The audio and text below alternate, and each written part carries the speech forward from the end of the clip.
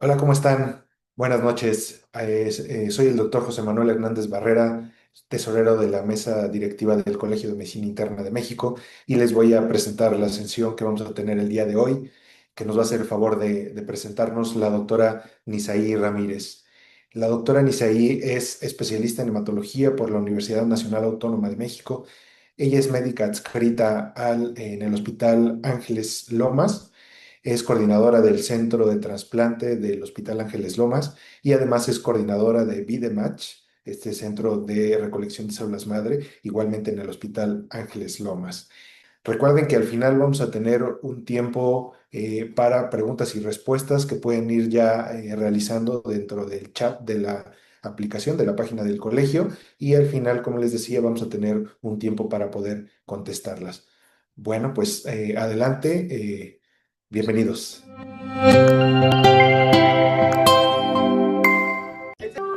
Centro del Recobro es una asociación civil dedicada a recobrar a toda persona en situación de abandono, de calle, con una discapacidad.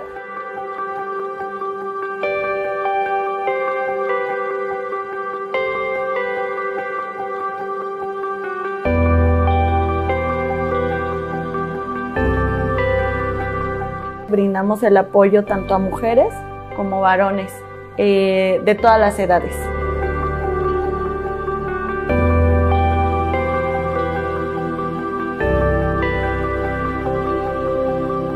Y es gente que viene realmente violentada. Nunca recibieron amor.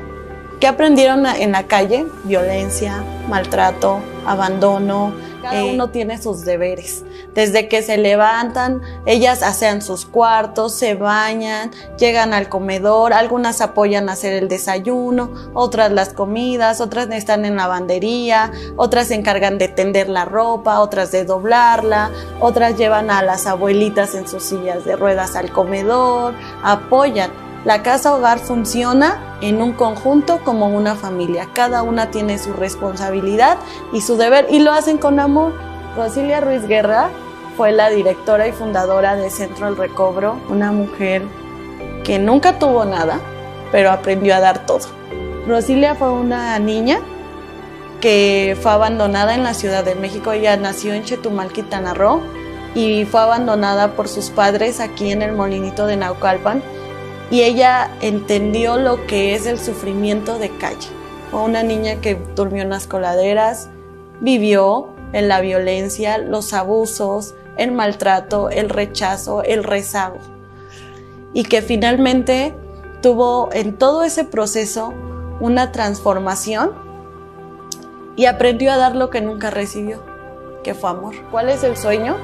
Crearon unas instalaciones dignas, un hogar propio para todas las personas que realmente viven en una situación igual a las mujeres y los niños y los abuelitos que ya atendemos. Ella era mamá Rosilia para todos. Ustedes bajan con las niñas, las mujeres, las abuelitas y les pueden preguntar ellas directamente quién es. Era mi mamá, mi mamá.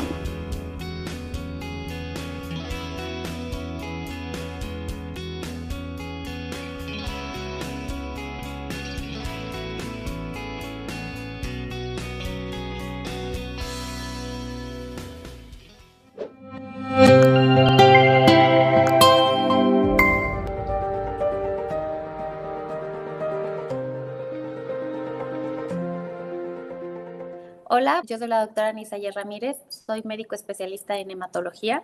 Agradezco el espacio que nos dieron esta invitación para hablar un poco de gamapatías monoclonales. Estos espacios me encantan porque normalmente el médico de primer contacto para poder diagnosticar estas patologías es precisamente el médico internista.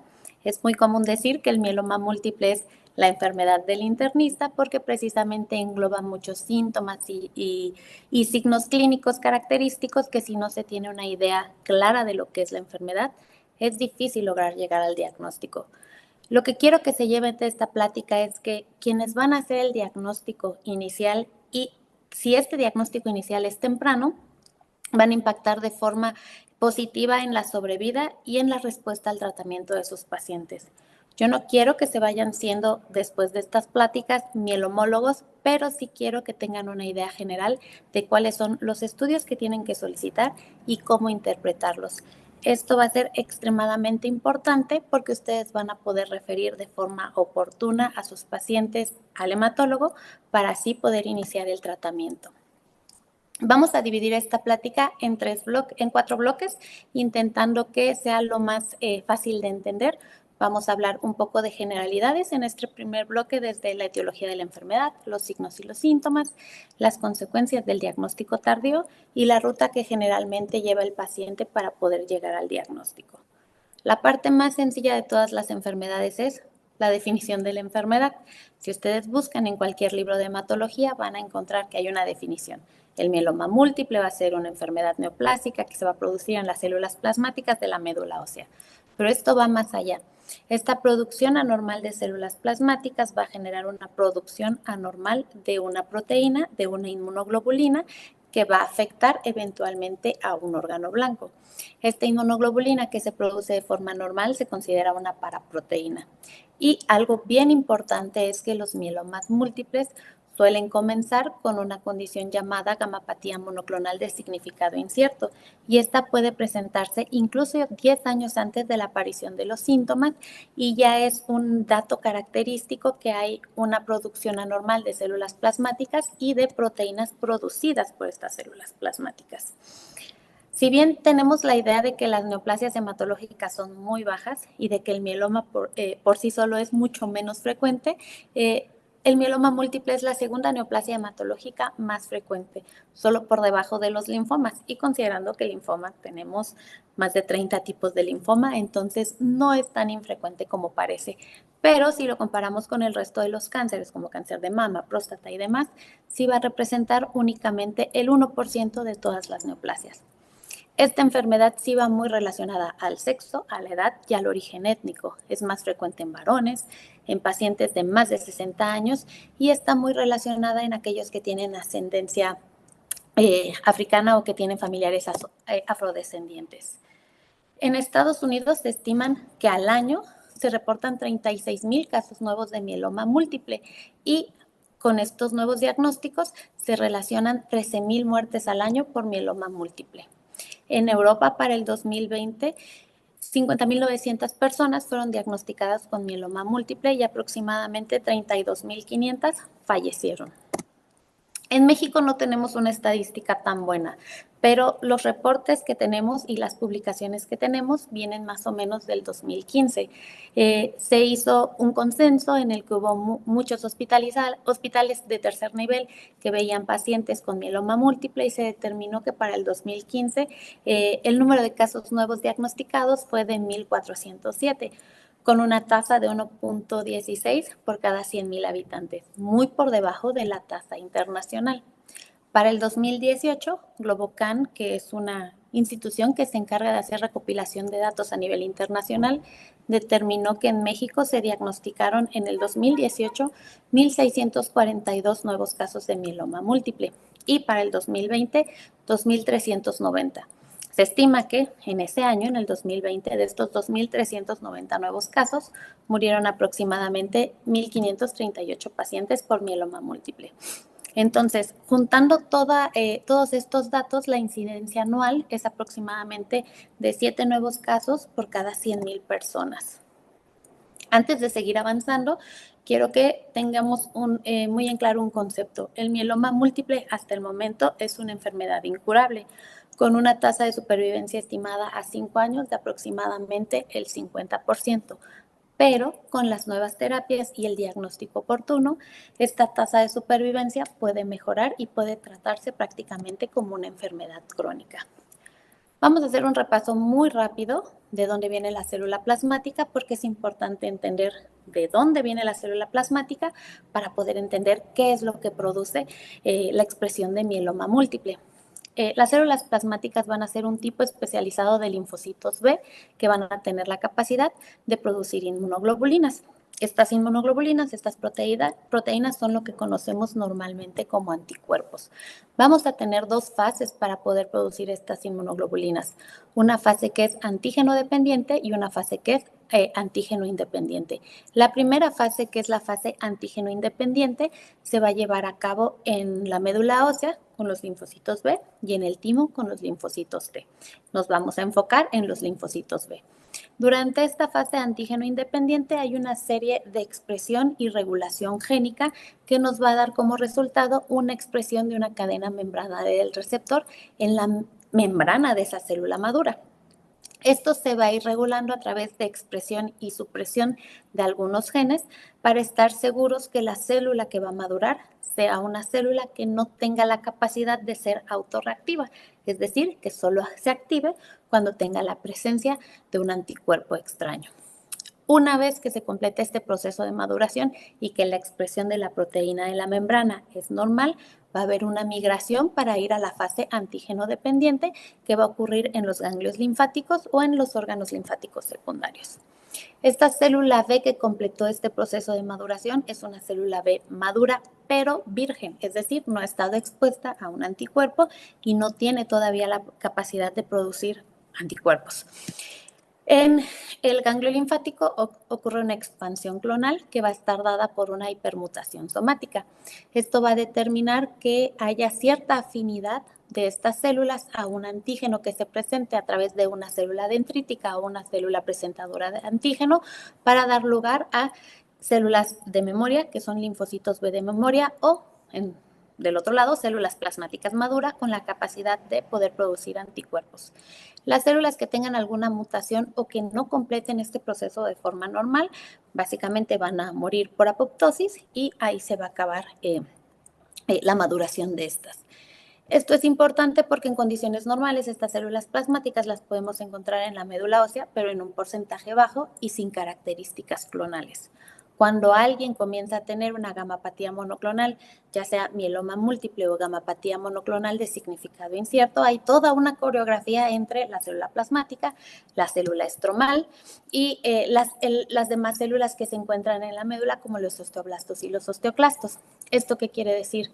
La célula plasmática normal, la célula maligna, va a tener expresión de múltiples mutaciones que van a dar como consecuencia una producción anormal de células clonales con liberación de interleucina 6, interleucina 1, interleucina 2, factor de necrosis tumoral, VEGF, y todo esto lo que va a generar es básicamente una disregulación en ese estroma, en ese medio que contiene a la célula plasmática. Los osteoclastos van a trabajar más, van a estar activados, mientras que los osteoblastos van a estar inactivados. Esto va a traer como consecuencia una alteración del mecanismo óseo mineral y va a verse afectado directamente el calcio. La angiogénesis va a aumentar por acción de la interleucina 2 y el VEGF, que van a condicionar un aumento de la producción de vasos sanguíneos. Al mismo tiempo, esto va a generar un mayor aporte nutricional para esta célula plasmática normal y, por lo tanto, una mayor proliferación celular. Además de eso, la célula plasmática normal va a inhibir todos los procesos de apoptosis para que así haya un aumento de la proliferación celular.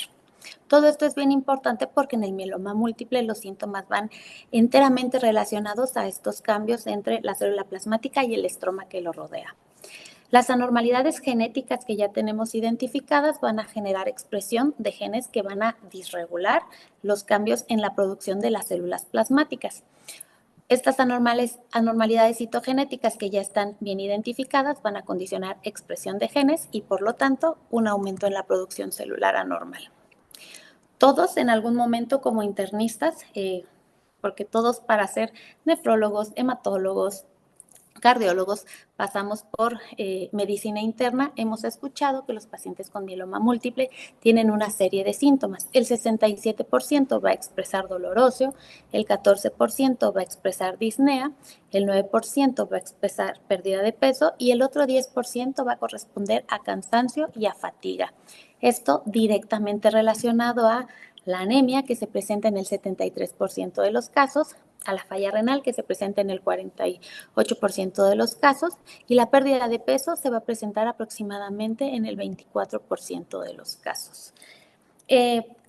Existen criterios definitorios de mieloma múltiple, es decir, de enfermedad activa, que durante muchos años, desde que éramos estudiantes, los escuchamos, ¿no? El clásico CRAB, que explica que hay hipercalcemia, enfermedad renal, anemia y alteraciones en los huesos. Ahora, lo importante, o más bien lo difícil, no es diagnosticar a un paciente cuando comienza a expresar síntomas definitorios de mieloma. Porque está más que claro, alguien que tiene hipercalcemia, falla renal, anemia y alteraciones en los huesos, lesiones líticas, es alguien a quien ya diagnosticamos tarde, porque este paciente probablemente comenzó a tener síntomas 10 años antes de que se presentara por completo la clínica característica de los pacientes. Todas estas alteraciones van relacionadas directamente a la expresión de todo lo que comentamos en el diagrama anterior, en la interacción de la célula plasmática y el tejido que hay en la médula ósea. Va a haber anemia que va a estar condicionada por la aparición de interleucinas. La anemia es normocítica normocrómica porque no es por una deficiencia ni de hierro ni de vitamina B, es más bien porque hay un aumento de la producción de interleucinas y eso a su vez sumado a la ocupación de las células plasmáticas anormales de la médula va a generar una baja producción. Los eritroblastos, que normalmente van a madurar hasta formar eritrocitos normales, pues su espacio va a estar ocupado por células plasmáticas enfermas que van a generar una disminución de la producción de glóbulos rojos. Las células tumorales, con la expresión de NETs y con este aumento de la angiogénesis, con la intención de proteger a las células plasmáticas, van a condicionar un aumento en el riesgo de trombosis. En los huesos ya dijimos que los osteoclastos van a estar mucho más activos que los osteoblastos y esto va a condicionar alteraciones en el metabolismo óseo y aumento del riesgo de fracturas. Va a haber lesiones de tipo neuropáticos con alteraciones en los nervios periféricos y si a esto sumamos que la mayoría de las fracturas pueden ocurrir a nivel vertebral, pues bueno, esto se va a relacionar directamente al dolor que pueden presentar los pacientes. Y por último, hay una sobresaturación de proteínas a nivel renal. Como les comentaba, estas células plasmáticas van a tener la capacidad de seguir produciendo proteínas, paraproteínas, que son proteínas anormales, inmunoglobulinas anormales, que van a sobresaturar de cadenas ligeras la nefrona y esto va a generar eventualmente una nefropatía. Entonces, si nos damos cuenta, los síntomas van a ser extremadamente variados y esto implica que estos pacientes normalmente van a visitar a un médico distinto por cada grupo de síntomas que presenten. Es muy común que los pacientes al tener fatiga, pérdida de peso, infecciones recurrentes, anemias, hipercalcemia, alteraciones en el apetito o náuseas, visiten a su médico de cabecera, que normalmente es un internista. Cuando comiencen a tener fracturas y dolor de huesos, van a visitar a un traumatólogo. Cuando uno de los médicos que los valore se dé cuenta de que tiene falla renal o algún tipo de proteinuria, van a ser derivados al nefrólogo. Si los marcadores de inflamación como la proteína C reactiva y los niveles de eritrosedimentación están alterados, los van a referir al reumatólogo. Y cuando comiencen a presentar dolor de tipo neuropático, van a ser referidos al neurólogo.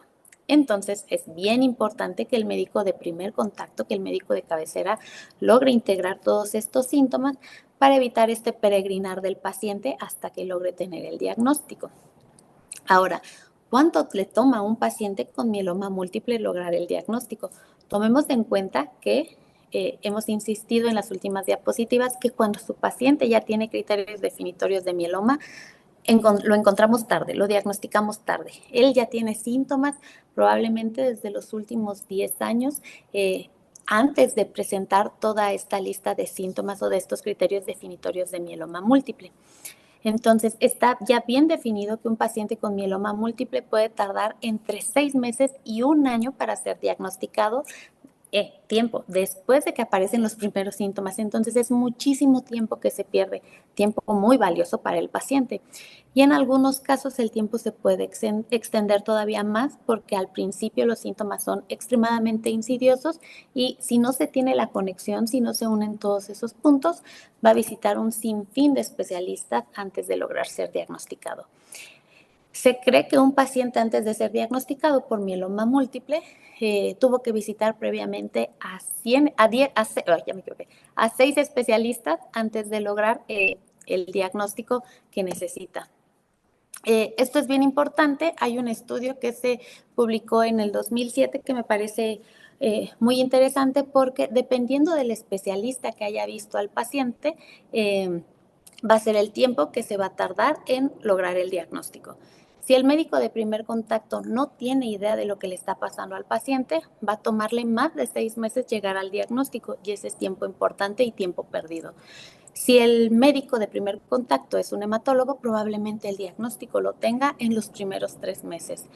¿Qué pasa cuando lo valora un ortopedista? Probablemente el diagnóstico esté después de los 6 meses e igual con otras especialidades que no estén muy familiarizadas con el manejo de mieloma múltiple.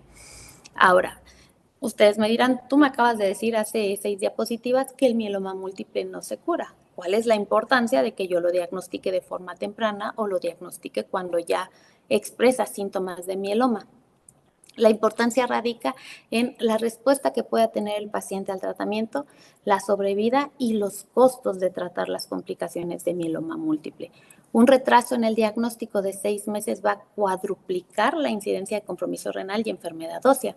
Y esto ustedes lo saben perfectamente. Esto implica que va a haber mayores requerimientos dialíticos y por lo tanto también mayores fracturas y mayores costos. Se cree que el impacto en el costo del manejo de los pacientes con mieloma múltiple cuando el diagnóstico se retrasa por más de 6 meses es de aproximadamente $66,000 por paciente por año. Porque si mi paciente tiene falla renal va a necesitar sesiones de hemodiálisis, va a necesitar más transfusiones, los requerimientos transfusionales van a ser más altos, va a tener más entradas y salidas del hospital que se van a traducir en infecciones nosocomiales, la necesidad de tener varios accesos venosos se va a traducir en mayor riesgo trombótico y todo eso va a aumentar los costos. Si mi paciente ya expresó algún tipo de fractura a nivel vertebral, va a necesitar procedimientos quirúrgicos, internamientos prolongados, esto se va a ver traducido también en un mayor riesgo de infecciones nosocomiales, manejo de anticoagulación, cimentación, radioterapia y demás. Y esto va a restarle recurso que se podría usar para el tratamiento del mieloma múltiple solamente para manejar las complicaciones. Es aquí donde entra una nueva, bueno, no es una nueva patología, pero donde entra lo que tenemos que buscar de forma dirigida como médicos de primer contacto, que es una gamapatía monoclonal de significado incierto. Esta gamapatía monoclonal de significado incierto, identificada a tiempo con las pruebas necesarias, nos puede dar una ventana en la cual tengamos la vigilancia necesaria de nuestro paciente para que en el momento que se transforme en mieloma, si se transforma, nuestro paciente esté en las mejores condiciones posibles.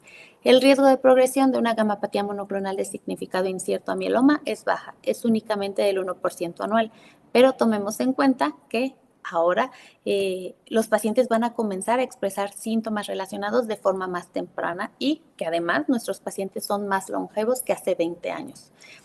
¿Qué es esta gamapatía monoclonal de significado incierto?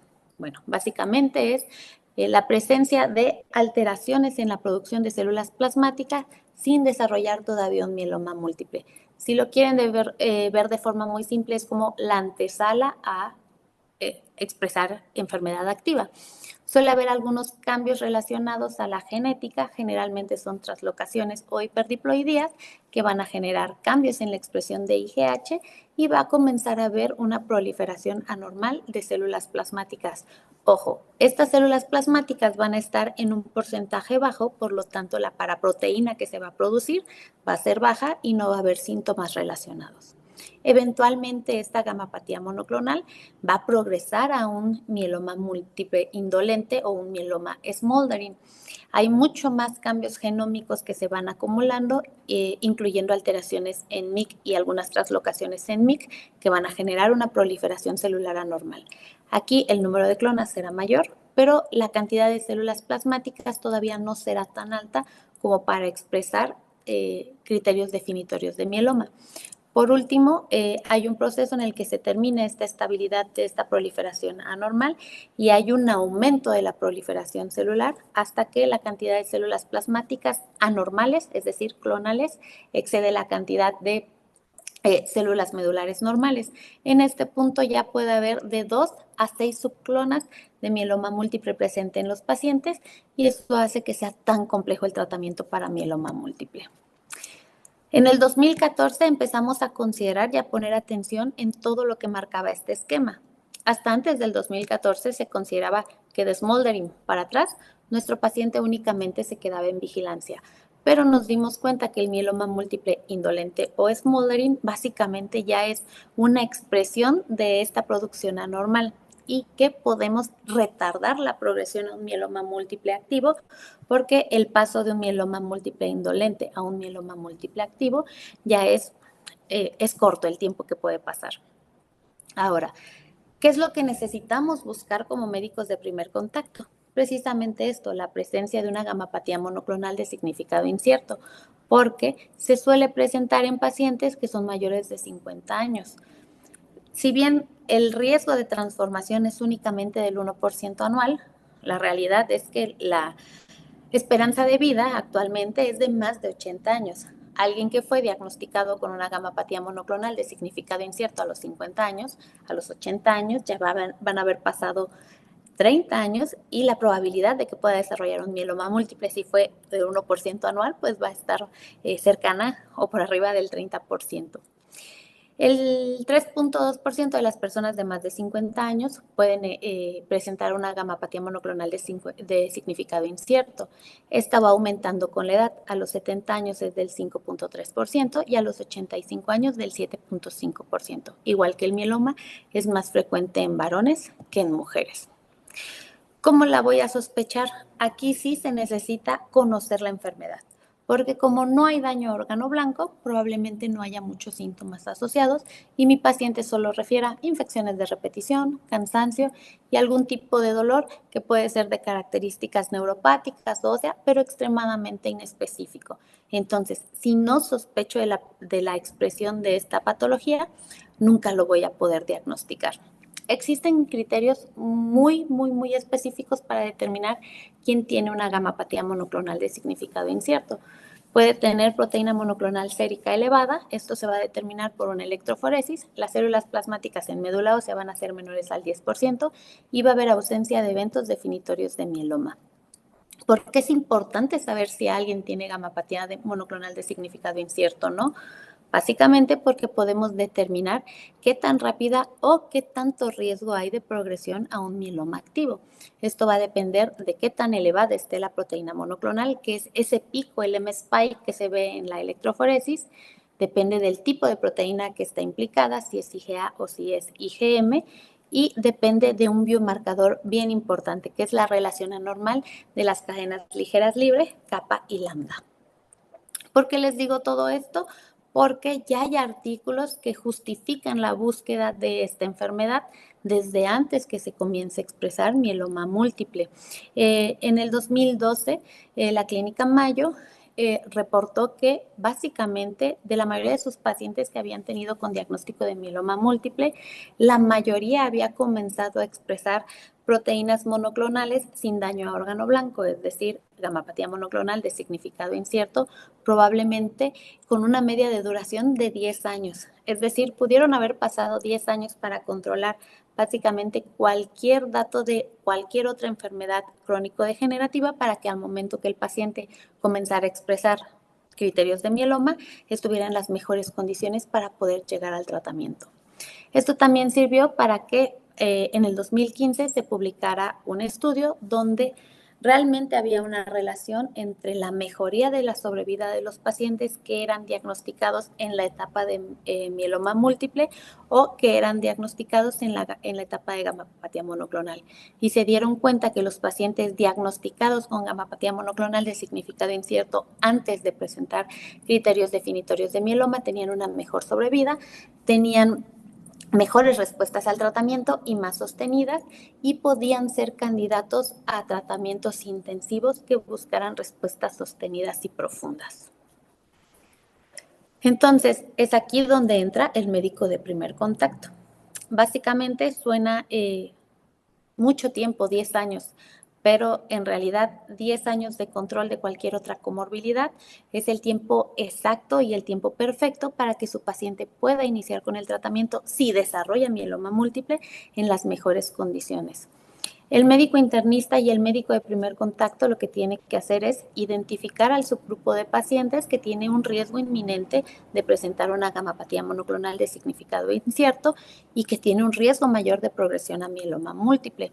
Es aquí donde en el 2014, al actualizar los criterios diagnósticos, se le dio la importancia a un biomarcador que definiera mieloma y que nos sirviera para poder determinar quién tenía más riesgo de esto y poder referirlo al médico hematólogo. Si bien hay cosas que el médico de primer contacto probablemente no haga, como la médula ósea, la citogenética, el inmunofenotipo, sí puede hacer algunos laboratorios que se hacen de forma común en sangre periférica, que son baratos y que podemos tener los resultados de forma rápida. Todas estas intervenciones de forma temprana van a generar una buena respuesta en mi paciente. Voy a mejorar su pronóstico, voy a mejorar su sobrevida, porque al momento que comience el tratamiento, él va a estar en muchas mejores condiciones que un paciente que haya sido diagnosticado con mieloma múltiple ya de forma tardía. Entonces, en el 2014 le dimos importancia precisamente a este biomarcador y se cambiaron algunos de los criterios diagnósticos de mieloma múltiple.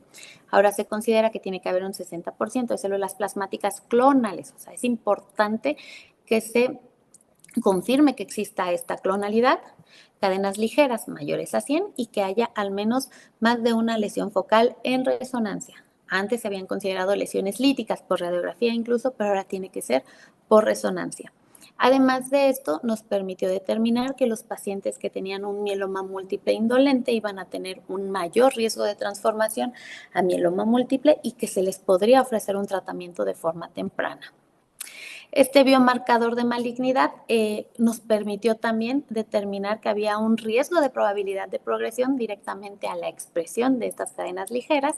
También nos permitió determinar que el tiempo de progresión tenía una relación directa a la expresión de estas cadenas y que la sobrevida también tenía una relación directa. ¿Esto qué quiere decir?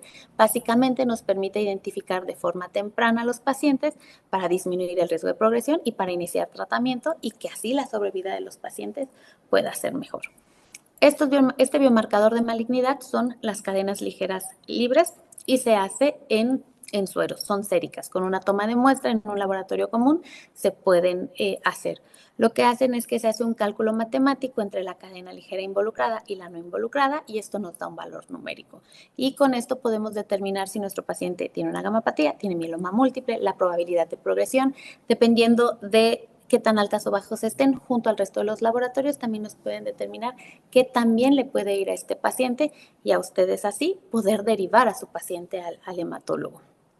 Para la detección del mieloma múltiple necesitamos múltiples técnicas, entre ellas técnicas diagnósticas de la enfermedad, que más adelante vamos a hablar, y nos podemos guiar a través de un algoritmo. Si ustedes buscan en cualquier libro de hematología de los últimos 20 años, les va a decir que para poder diagnosticar a un paciente necesitan pruebas de sangre, pruebas de médula ósea, pruebas de orina, que ahorita vamos a ver que ya todos estos criterios están cambiando y la razón del por qué están cambiando y algunos estudios de imagen. Con este algoritmo podemos ver que si tenemos la sospecha de que nuestro paciente está teniendo alguna alteración de células plasmáticas, llámese mieloma múltiple, macroglobulinemia de Waldenström, amiloidosis o un MGUS, podemos pedir laboratorios muy sencillos. Una biometría hemática, una química sanguínea, porque necesitamos una determinación de calcio y creatinina, una electroforesis con inmunofijación, las cadenas ligeras libres séricas y una determinación de inmunoglobulinas cuantitativas. Si todo esto lo analizamos y vemos que nuestro paciente tiene alteraciones, anemia, falla renal y elevación del calcio sérico, más alteraciones en la electroforesis, la inmunofijación y las cadenas ligeras libres, pues vamos a saber que nuestro paciente realmente está expresando mieloma múltiple. Pero ¿qué va a pasar con los que no tengan todos los criterios? Pues entonces vamos a buscar criterios definitorios de gamapatía monoclonal de significado incierto o mieloma múltiple indolente. Del 73 al 93% de los pacientes que ustedes vean van a tener anemia. Un punto bien importante, no empiecen a buscar o a considerar que su paciente está anémico cuando esté por debajo de 11. Si su paciente está por debajo de 12, necesitan iniciar un protocolo. Algo bien importante es que este tipo de anemia es normocítica normocrómica, porque no es por una deficiencia ni de hierro, ni de ácido fólico, ni de vitamina B12. Es precisamente por la elevación de interleucinas y la ocupación de las células plasmáticas anormales en la médula ósea. Si ustedes están en un laboratorio donde le hagan frotis a esa muestra, van a ver que hay una imagen característica que es en pila de monedas. Esta imagen en pila de monedas se da porque hay un cambio en el potencial Z generado por el cambio de las cargas de la membrana celular por la cantidad de paraproteína que hay a nivel sérico. Como ustedes saben, puede haber falla renal. Aproximadamente el 20% de los pacientes tiene únicamente una elevación por arriba de 2 miligramos sobre decilitro y casi la mitad de los pacientes al momento del diagnóstico ya tienen falla renal, es decir, ya tienen criterios definitorios de mieloma. Se encuentra que aproximadamente el 28% de los pacientes tienen hipercalcemia, pero ojo, no solo el mieloma múltiple puede generar falla renal e hipercalcemia, por eso es importante determinar cuáles otras enfermedades nos pueden generar estos cambios. Esto ustedes como internistas no lo van a ver, no lo van a hacer, pero es importante que lo sepan. En condiciones normales, en la médula ósea, cuando se realiza un aspirado, se encuentran células plasmáticas, pero en este caso hay un número elevado de células plasmáticas y son células plasmáticas anormales. El halo perinuclear se suele ver mucho más claro que el resto del citoplasma. Los núcleos, en lugar de estar excéntricos como normalmente ocurre en las células plasmáticas, suelen ser núcleos binucleados. Además de eso, puede haber múltiples vacuolas alrededor del citoplasma y todas estas son imágenes características de células plasmáticas anormales relacionadas a mieloma múltiple. Lo único que puede determinar si estas células son clonales es un inmunofenotipo. Con el inmunofenotipo se va a pegar un fluorocromo a la membrana de estas células plasmáticas y a través de un equipo especializado nos va a determinar cuáles son los marcadores que expresa. Eso nos va a decir si hay expresión normal o anormal de las células plasmáticas, si son clonales o no, y si tiene restricción de alguna cadena. Estas cadenas pueden ser las cadenas ligeras kappa o las cadenas ligeras lambda, y nos va a dar un diagnóstico mucho más certero.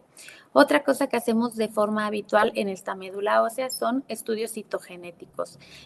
Actualmente el riesgo que le damos a los pacientes con mieloma múltiple o con gamapatías monoclonales va dado por la mutación que expresen.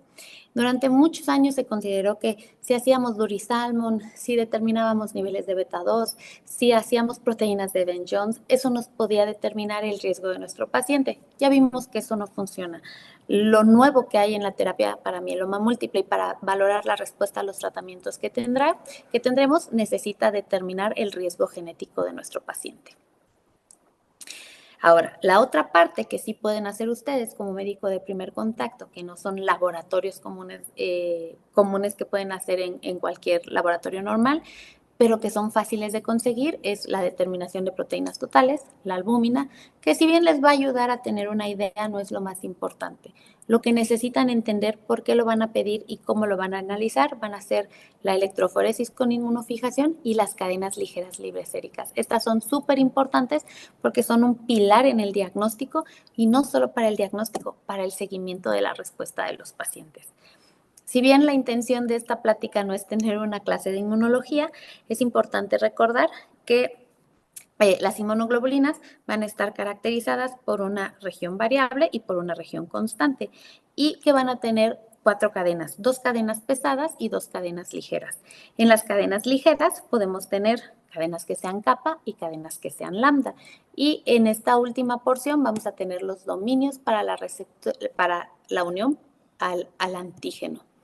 Esto porque es importante, porque recordando la estructura de la inmunoglobulina podemos determinar qué tipo de mieloma va a tener nuestro paciente. Tenemos células plasmáticas que van a secretar inmunoglobulinas intactas, completas. Tenemos células plasmáticas que van a secretar únicamente cadenas ligeras y vamos a tener células plasmáticas que probablemente no estén secretando una cantidad de proteínas y por lo tanto va a ser difícil llegar al diagnóstico. Vamos a hablar ahora un poco de las técnicas y de cómo interpretar los niveles de los laboratorios, pero para eso necesitamos que la doctora Elizabeth les explique todos estos puntos.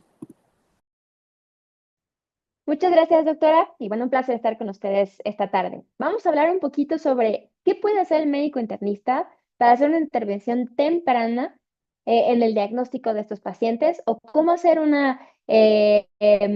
tamizaje, ¿no? Para poder enviar a estos pacientes con el hematólogo. Es algo muy sencillo y solamente requiere que nos aprendamos este pequeño algoritmo que está muy, muy sencillo, el cual lo trabaja el Grupo Internacional de Trabajo en Mieloma y nos dice lo siguiente. Cuando yo estoy buscando mieloma múltiple, tengo que hacer dos pruebas combinadas. Ya nos hablaba la doctora Lisa Ye sobre esto. Cadenas ligeras libres en suero, muy importante que sean libres, más electroforesis de proteínas en suero.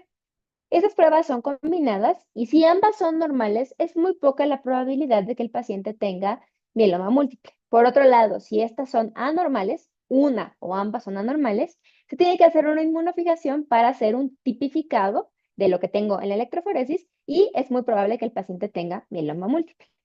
Hacer este algoritmo así de sencillo, sin incluir ninguna otra prueba, nos da el 100% de sensibilidad diagnóstica y constituye la forma más simple, más económica, más rápida para el tamizaje de mieloma múltiple. Las pruebas de orina se pueden solicitar de forma mucho más selectiva ante la sospecha de otras gamopatías monoclonales, como sería el caso de la amiloidosis, pero en el caso particular de mieloma múltiple no es necesario incluirlas y lejos de ayudarnos, muchas veces pueden complicarnos un poco el diagnóstico. ¿Cuál es la relevancia clínica de hacer un correcto algoritmo de tamizaje? Lo que se hace en la mayoría de las ocasiones es hacer una electroforesis sola y si esta es negativa, entonces se acaba el estudio del paciente con mieloma múltiple. Esto nos puede llevar a perder pacientes. Una sensibilidad diagnóstica solamente a la electroforesis nos da entre el 80 y el 85%, perdiendo entre un 20 y un 15% de la población de pacientes positivos a mieloma múltiple. Sumar las cadenas ligeras a la electroforesis nos va a ayudar a salvar vidas, nos va a ayudar a salvar pacientes, a rescatarlos de un diagnóstico perdido. Y para muestra solamente la gráfica que tenemos abajo. Dependiendo del tipo de mieloma por la paraproteína predominante, tenemos inmunoglobulina intacta. Usando solamente la electroforesis, vamos a tener el 97% de sensibilidad diagnóstica. Cuando tenemos de cadena ligera, solamente el 61% y en aquellos casos no secretores, el 0% de probabilidad. De hecho, por nomenclatura, una prueba, un mieloma que es no secretor, no va a poder ser detectado con una técnica electroforética.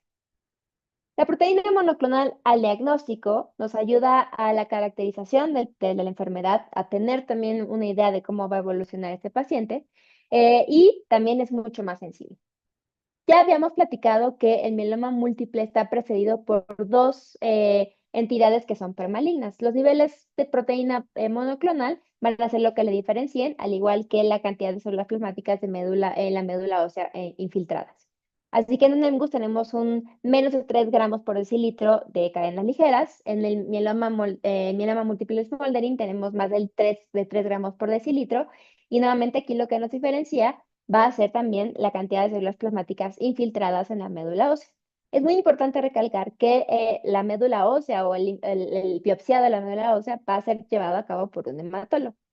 ¿Cuál es la sensibilidad de las técnicas convencionales? Cuando yo hago una electroforesis en suero, voy a detectar entre 1 y 2 gramos por litro de la paraproteína. Generalmente está dedicada hacia las inmunoglobulinas intactas.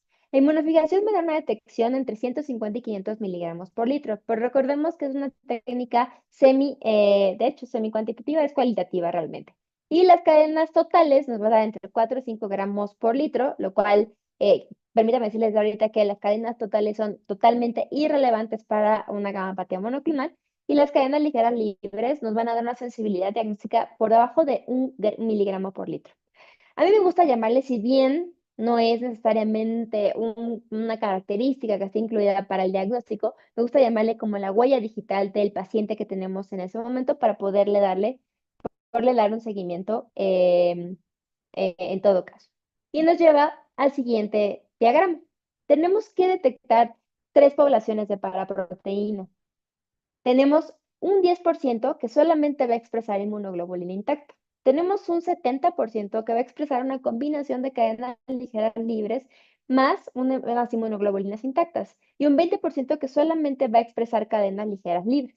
Por lo tanto, estas tres poblaciones de paraproteínas tienen que ser detectadas. Cuando yo utilizo la electroforesis, técnicamente estoy detectando solamente este 10%, aunque si bien puedo detectar una parte de este 70%. Para las cadenas ligeras libres es por eso útil utilizar las cadenas ligeras en suero porque nos permiten hacer una detección en una menor cantidad con una sensibilidad mucho más alta. De ahí que es tan relevante incluirlo en el tamizaje inicial. Ya les mencionaba, cuando yo voy a hacer la detección de una inmunoglobulina intacta, como vemos en la imagen, las unidades que va a tener son gramos por litro y la técnica que me recomienda el Grupo Internacional de Trabajo en Mieloma es la electroforesis de proteínas séricas. Cuando yo voy a medir las cadenas ligeras libres, las unidades de medida son miligramos por litro y el ensayo que voy a utilizar es el ensayo turbidimétrico de cadenas ligeras libres en suero. Es muy importante y les pongo aquí cuáles son las unidades de medición, porque muchas veces podemos utilizar cadenas ligeras totales, que son diferentes a lo que estamos viendo acá, y las unidades de medida van a venir en gramos por litro. Como les mencioné y lo reitero, estas pruebas son de utilidad nula, clínicamente hablando, para estos pacientes. A muy grandes rasgos, esto es lo que vemos en una electroforesis de proteínas en suero. De su lado derecho, en el lado izquierdo de la pantalla, en este caso, vemos un paciente normal con un suero normal.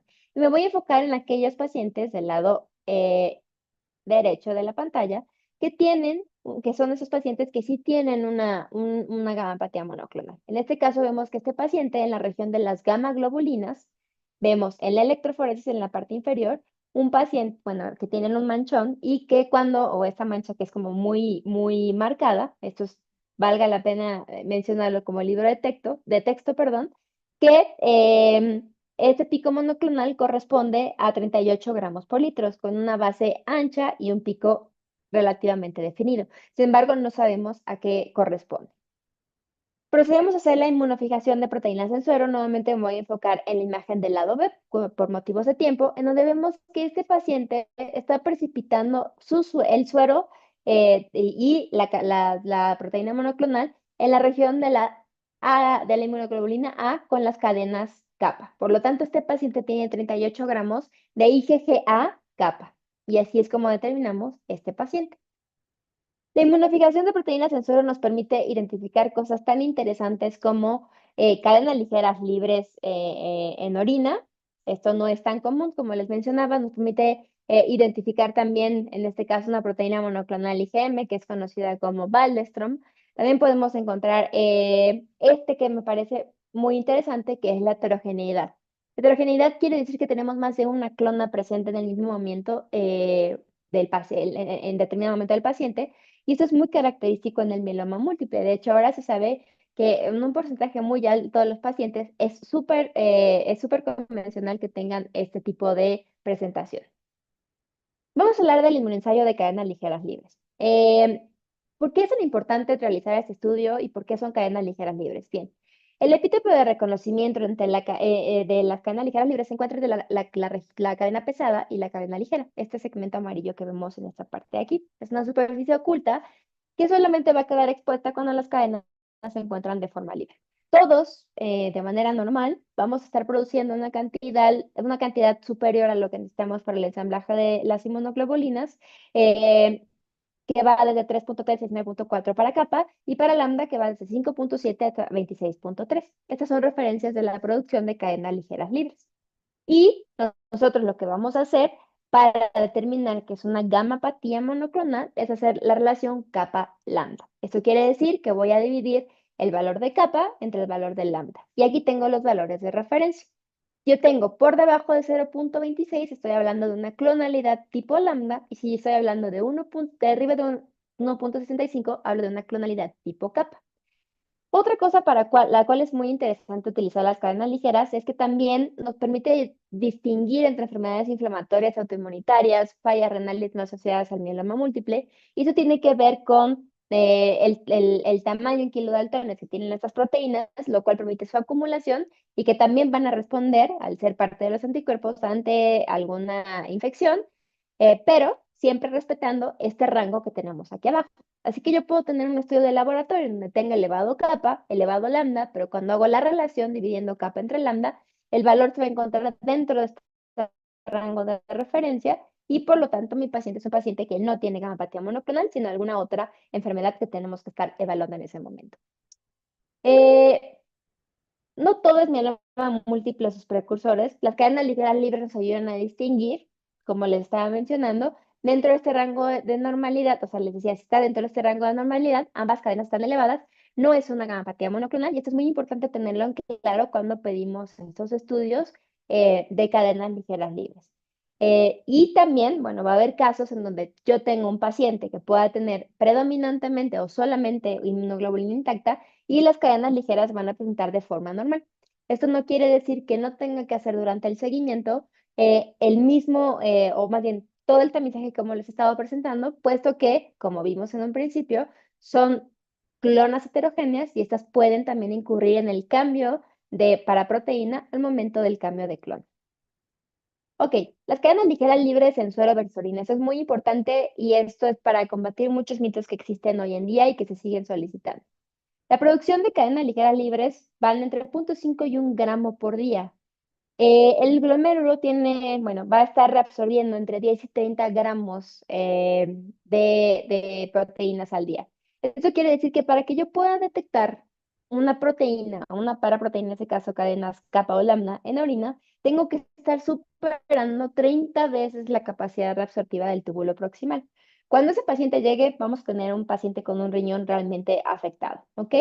¿Y por qué estamos hablando de la capacidad reabsortiva? Porque las cadenas ligeras tienen un peso molecular entre 25 y 50 kilodaltones que van a ser perfectamente absorbidas en el túbulo proximal, en donde se reabsorben, por supuesto, esas proteínas, y por lo tanto tiene que ser una cantidad bastante masiva de cadenas ligeras para que yo la pueda detectar en orina de 24 horas. Así que aquí hay varias cosas importantes. Primero, tiene que ser orina 24 horas, una orina casual no nos es de utilidad absolutamente para nada y estamos involucrando muchas cosas que afectan la función renal, desde la edad del paciente, la calidad que tiene sus riñones o fisiológicamente cómo se encuentra, incluso la raza va a tener alguna variación en la detección de estas cadenas ligeras y nos puede meter mucho ruido. Y algo que es muy importante también y quiero hacer hincapié es en que el paciente no necesariamente siempre va a hacer una recolección adecuada. Se han hecho estudios en donde se ha visto que la recolección no es necesariamente adecuada. Hay estudios en Europa nos han asegurado que cuando tenemos estudios pareados entre pruebas séricas y pruebas de orina, lo más que se llega a alcanzar de pareamiento adecuado es entre el 35 y 45%. Esto es muy bajo realmente. Por lo tanto, la orina de 24 horas es algo que no deberíamos estar tomando en cuenta. Por supuesto, una orina casual tampoco deberíamos estar tomando en cuenta porque lejos de ayudarnos nos va a meter mucho más duda en el resultado y confusión porque puedo tener algo positivo cuando no necesariamente es positivo en los estudios séricos. ¿Y para qué esperar a que se dañen los riñones si podemos detectarlo mucho antes cuando está presente en el suero? Bueno, esto es por la parte de orina que es muy importante tomar en cuenta. Ahora, para las cadenas totales que he reiterado esta parte, solamente quiero hacer este enfoque. Cuando tenemos las cadenas ligeras libres totales versus las cadenas ligeras libres, en realidad tenemos en el siguiente esquema que estamos midiendo todas las cadenas ligeras kappa o lambda, en este caso estamos viendo kappa, que estén pegadas o que estén asociadas a una inmunoglobulina, más las cadenas que se encuentran en su forma libre. En un paciente que tiene 500 miligramos por litro de cadena ligera libre, que sería esta parte de acá, que está completamente fuera del rango de referencia, cuando yo estoy midiendo las cadenas totales, se va a ver totalmente disimulado en el 0.5 o 0.5 que estamos viendo de los gramos por litro. Por lo tanto, ese paciente se va a perder, lo vamos a estar perdiendo.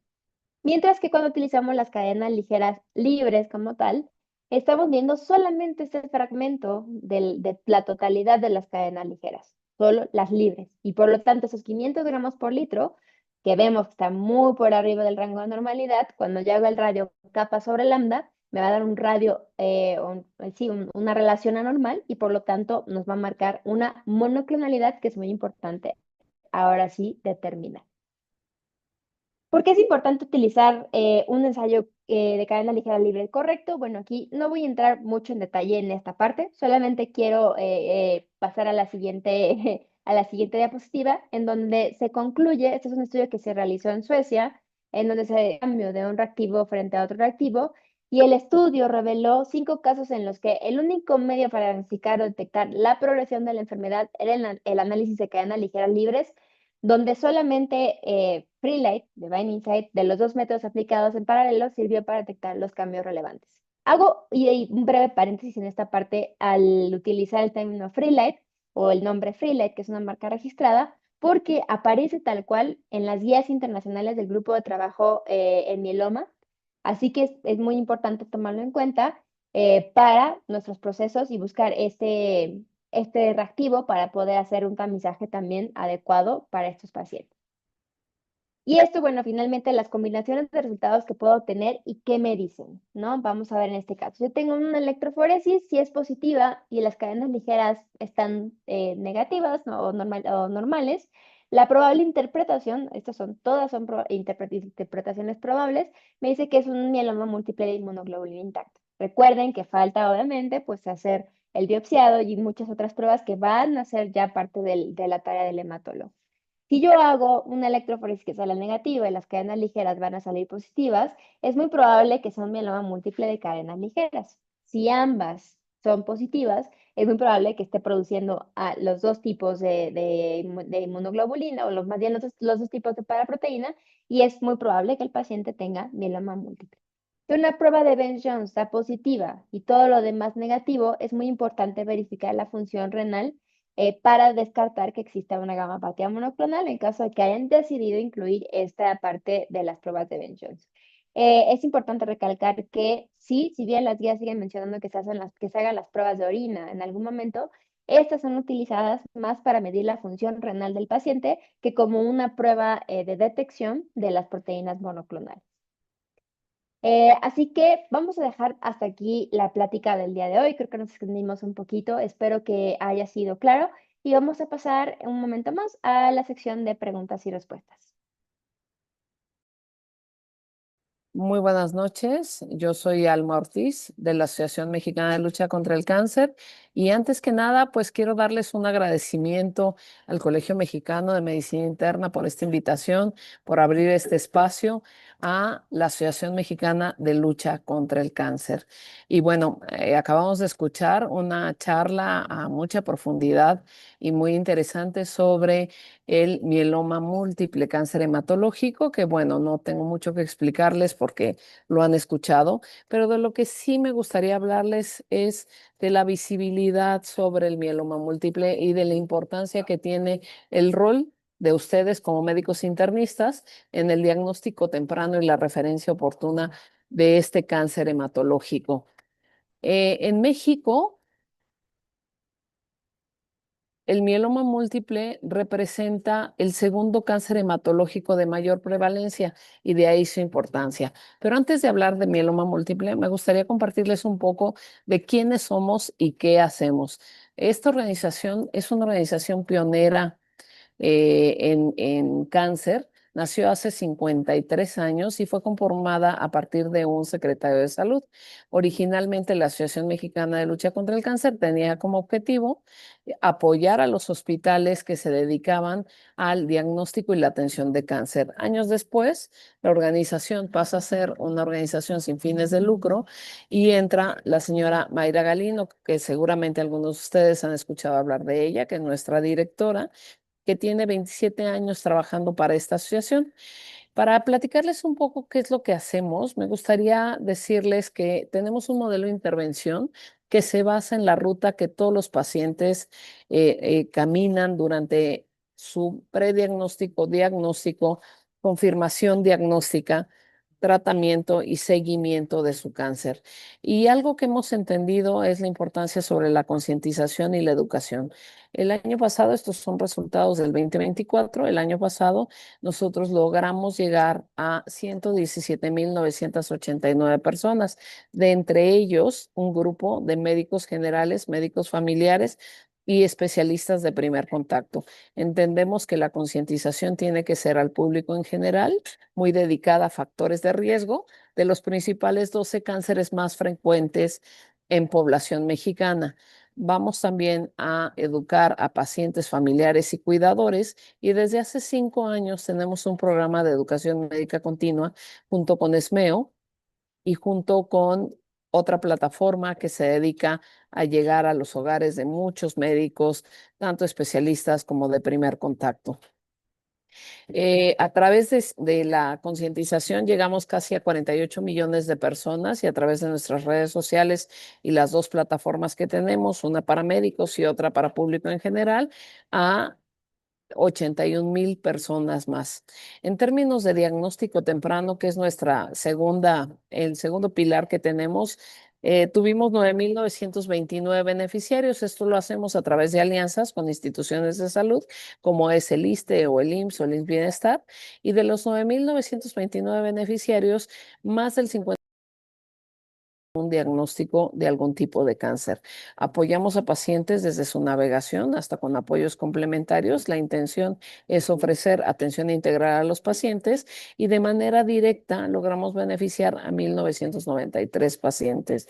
Y a través de nuestro centro de navegación y atención de pacientes, pudimos tocar a pacientes con 36 tipos de cánceres diferentes. Otro de los grandes pilares que enmarca esta asociación es la incidencia en política pública en salud, que buscamos mejorar las intervenciones a través de la política pública y realizamos durante el 2024 14 acciones específicas, entre ellas un libro blanco que fue presentado al actual gobierno. Son todos los tipos de cáncer que hoy por hoy estamos atendiendo dentro de la organización en estos 4 pilares estratégicos que les comentaba. Y ahora sí, hablando de mieloma múltiple, ¿por qué es tan importante mieloma múltiple? Bueno, lo primero que les tengo que decir, y pues con mucho orgullo, es que mieloma múltiple es un tema que a mí me apasiona.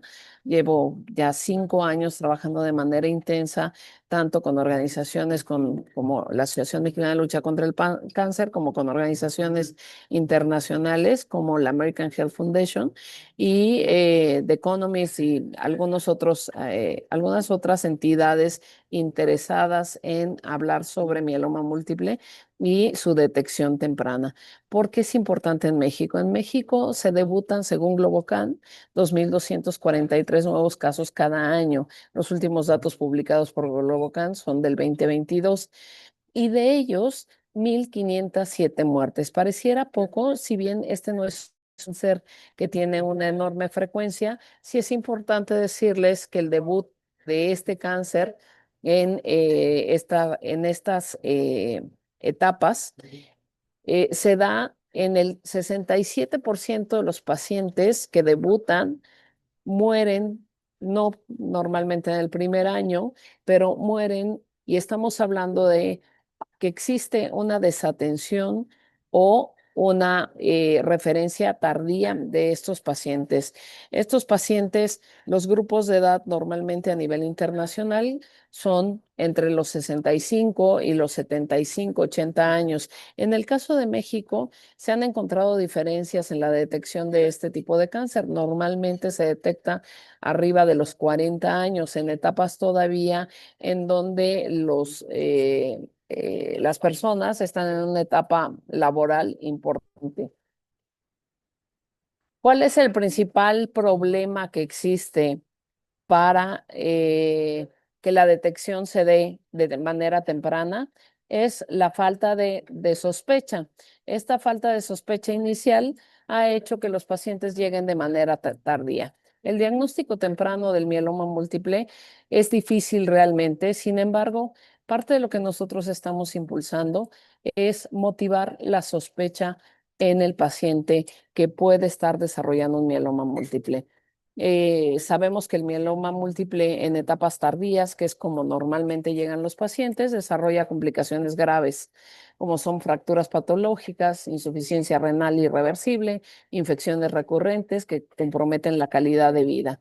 Y el motivo de sospecha debe ser, como ya lo ha mencionado anteriormente a mi presentación, la doctora, es el dolor intenso y persistente, la insuficiencia renal inexplicable y la anemia grave. Es una tríada que cuando se presenta en conjunto debemos de pensar que puede ser mieloma múltiple. Y la invitación hacia ustedes es descarten que sea cáncer. La mayor parte de los cánceres se presentan tardíamente por esta falta de descartar que sea cáncer. Normalmente en la Facultad de Medicina nos enseñan a pensar en lo más básico y hoy por hoy, por la epidemiología que tenemos en nuestro país, pues hay 4 principales patologías en las que debemos estar pensando cotidianamente. Y entre ellas está el cáncer como tercera causa de mortalidad en nuestro país. Conectemos los puntos. Les invito a pensar siempre que tengan un paciente enfrente, que si ustedes se encuentran calcio elevado, insuficiencia renal que no tenga una causa aparente, anemia que curse con fatiga y debilidad por un tiempo continuo y lesiones o dolor en los huesos, descarten que sea cáncer.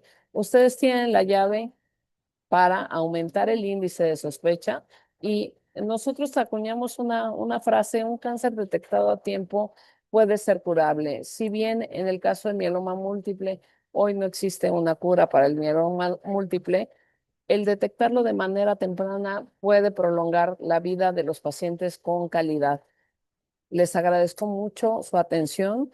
Les dejo el mensaje: descarten que sea cáncer. Muchas gracias al Colegio Mexicano de Medicina Interna. Muchas gracias por darnos esta oportunidad a la Asociación Mexicana de Lucha contra el Cáncer y quedamos a sus órdenes para cualquier cosa. Muy amables. Gracias.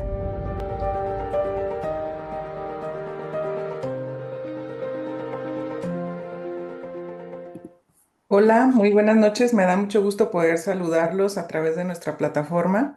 Estamos hoy en la sesión correspondiente este día 27 con una plática muy interesante acerca del mieloma múltiple. Le agradezco a la doctora Nishale Ramírez y a la doctora Eloísa Barroeta su excelente plática. Tenemos asistentes conectados hasta el momento de muchos estados de la República Mexicana. Estamos enviando saludos a Tamaulipas, Sinaloa, Nuevo León, Jalisco, Quintana Roo, Ciudad de México, Hidalgo, bueno, de todas nuestras filiales, así que les agradezco que nos estén acompañando.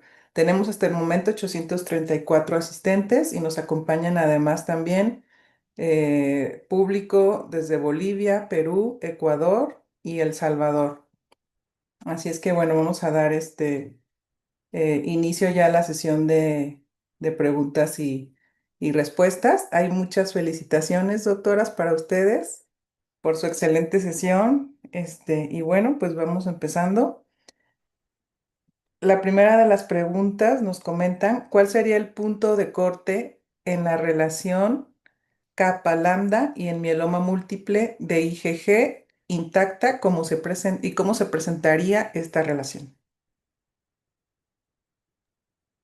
¿La quieres tomar tú, Nis, o la tomo yo? ¿Sí? Ok. El marcador por sí solo de la inmunoglobulina IgG no es necesariamente orientado o no es, digamos, el marcador específico para poder utilizarlo al diagnóstico o al tamizaje de mieloma múltiple. ¿Por qué? Porque muchas veces, y como vimos a través de la plática, hay diferentes tipos de mieloma donde pueden elevar solamente las cadenas ligeras, puede haber IgA, puede haber IgM, incluso puede llegar a haber IgD, que son mielomas muy raros, pero se llegan a presentar. Y no necesariamente tienen que estar muy fuera de rango como para que sea un marcador específico que nos llame la atención para mieloma múltiple. Es por eso que durante la plática no mencionamos este valor bioquímico en los estudios como un marcador específico. Es decir, la inmunoglobulina elevada no es un marcador específico que nos pudiera hablar de mieloma múltiple. Solamente para agregar un poco a lo que dijo Eli, precisamente la inmunoglobulina se puede elevar en cualquier otra condición.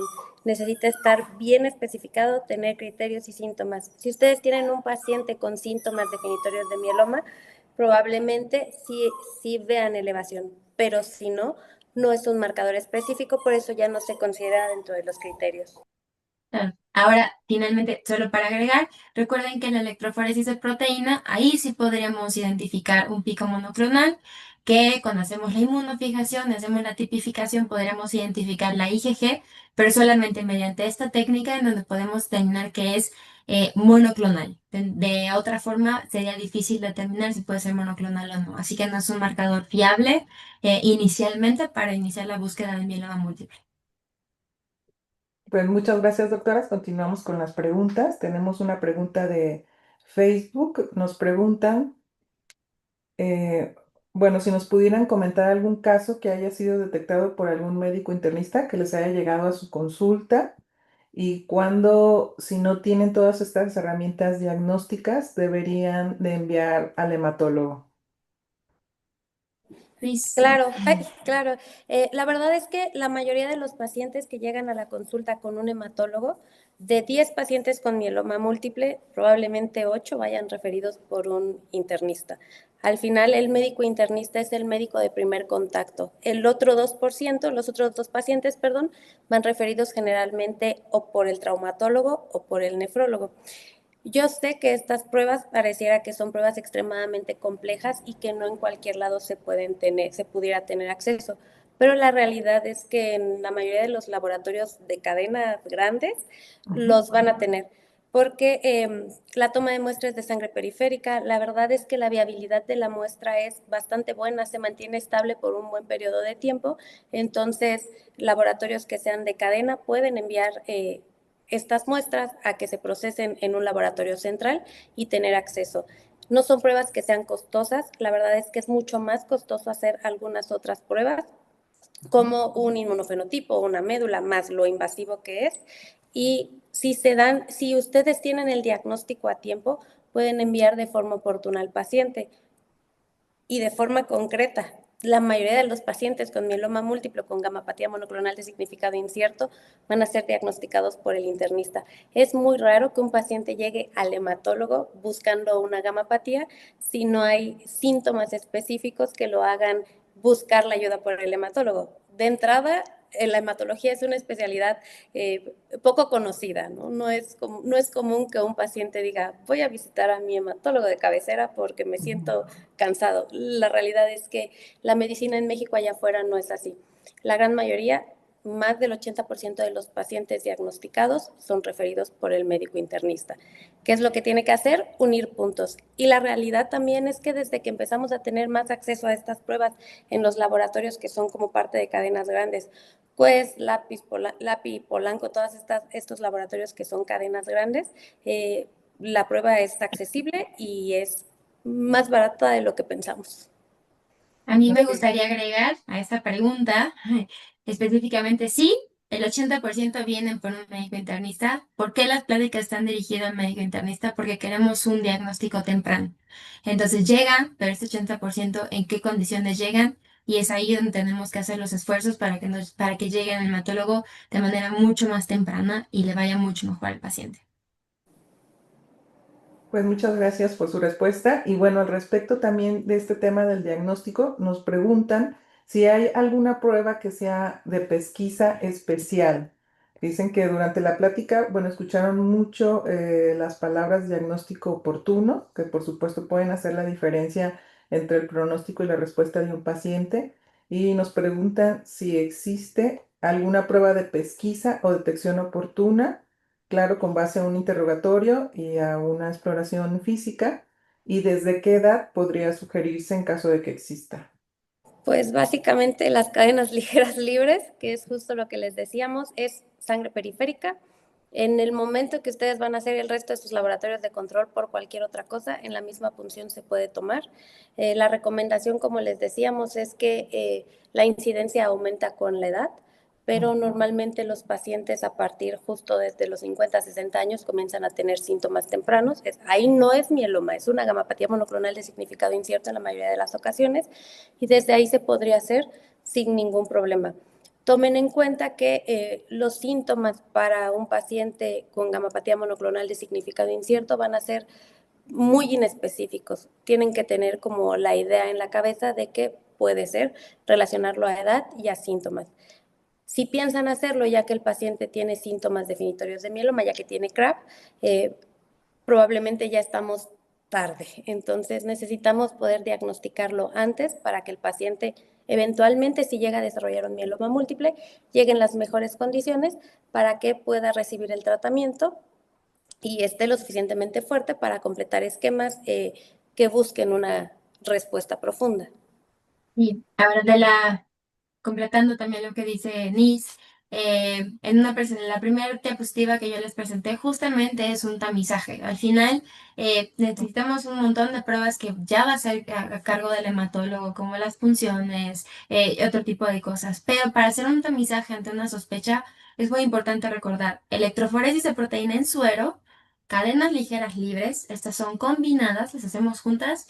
Y esto es lo que nos va a dar un tamizaje. Hay un estudio muy interesante que es el iStop Multiple Myeloma que se hizo en toda la población de Islandia, en donde, bueno, ellos ya están obviamente en otro nivel muy diferente a la realidad de México, en donde ellos ya detectan MGUS, ¿no? Entonces usan esta prueba o esta combinación de pruebas para hacer una detección mucho más temprana de MGUS, hacer un seguimiento, que ojalá algún día podamos tenerlo acá, pero esto es muy importante. Y también se ha visto que, o bueno, y quiero agregar más bien, no se ha visto que no nos limitemos a la edad. Si bien tenemos edades promedio, México particularmente tiene una edad promedio de aparición del mieloma mucho más temprana que el resto de la población, que de la población europea o que el resto de la población latinoamericana, y no nos limitamos específicamente a los pacientes de 40 a 50 años. Hay casos de pacientes de 20 años, 18 años, 25 años que tienen mieloma múltiple. Así que si les suena mieloma múltiple, no pierdan nada con esas pruebas que, como dice la doctora Ni, son económicas y nos pueden llevar a un diagnóstico mucho más temprano. Excelente, muchas gracias por la orientación. Y al respecto, bueno, nos preguntan si el doctor Cándido Flores las felicita por la plática a ambas. Y bueno, nos pregunta si existe algún escrutinio específico, algún dato clínico o de laboratorio que nos permita saber cuál paciente que tiene esa gamapatía en específica va a avanzar a mieloma múltiple.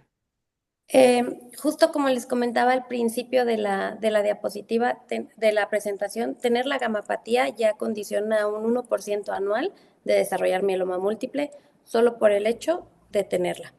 Ahora, justo les ha dicho en todo este tiempo la doctora Elisa que se tiene que hacer una electroforesis y una inmunofijación.